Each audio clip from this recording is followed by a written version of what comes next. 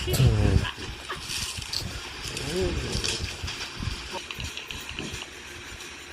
muna siya hanggang magbuo konti. Kasi pag binagsak nyo ito agad, diretso ito sa baba, maninikip ito. So, ayun nga. May nakita na naman tayo sa TV. Ay, sa Facebook. So, kaya na naman natin siya. Then, dip. Ano na tayo nailagay? Pero, then, sabi, galaw-galaw mo lang muna bago bitawan para daw di maninikip. Ulit. Para daw di maninikip. So, ayun na nga. Let's go.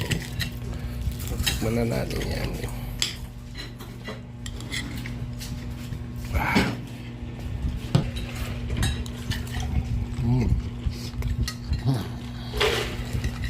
Thank you po.